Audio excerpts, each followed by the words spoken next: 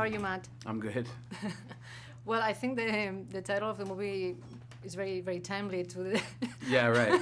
I was saying it's Donald Trump's favorite movie title. I guess we get to the conclusion that there's no useful wall. I think he should Right. he should get that from watching the film. Yeah, exactly. Yeah, you can tunnel right through. Yeah. In the movie, they talk about trust. You say to the female character that you've never trusted anybody, and that's how you function in life. In your real life and with the type of work that you do, is it easy to trust people, or you have to learn how to trust them? No, I think I'm a very trustworthy person by nature, and I kind of work in a business that it's not life or death. So nobody gets hurt if somebody breaches my trust, except for me, and I think I have the tendency to give people the benefit of the doubt the first time around. Yeah. I read recently that you're one of the, it was in the Forbes magazine, that you're one of the most bankable actors. How does that make you feel? Is something that really you don't care about it that much, or? It's funny, I remember 10 years ago, Forbes put out a list, and I was the most bankable actor, because they only look at your last 3 movies. I see. And then, a year or 2 later, I was one of the least bankable actors. And so I think it just goes like that. It kind of depends on how your movies are doing. Yeah. And, it's nice to be on the list because, it just means recent histories, but, your recent movies have done well. But that's something you can't really plan or predict. I mean, it's funny, like a movie like The Martian, which was incredibly successful, none of us looked at that movie and said, this is going to be, we felt like, we can make a really good movie. Yeah. But there was no way to know that it was going to catch on the way it did, and so much depends on the mood of the audience and what they're in the mood for, Yeah. and you never know. Yeah, and who knew that The Martian was a comedy / musical? Yes, exactly. It's the best musical I've ever been in. Yeah.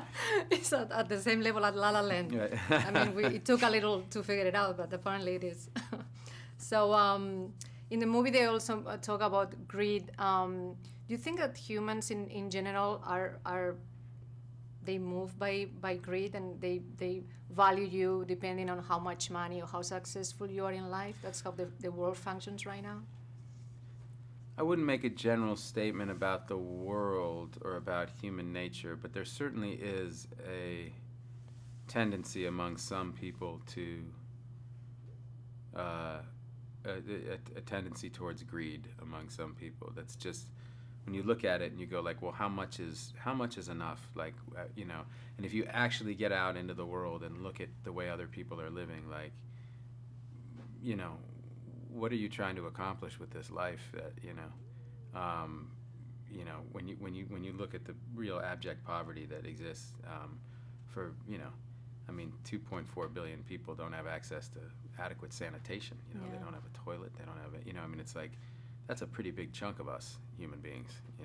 Do you feel some kind of responsibility for your status to kind of try to Yeah, help other I think people? I think a lot of people are raised that way. Where they say, within your sphere of influence, like, you try to make a difference and make a positive impact, and which means different things for different people. But it's about thinking about those things and really putting some time and energy into them. Ujú.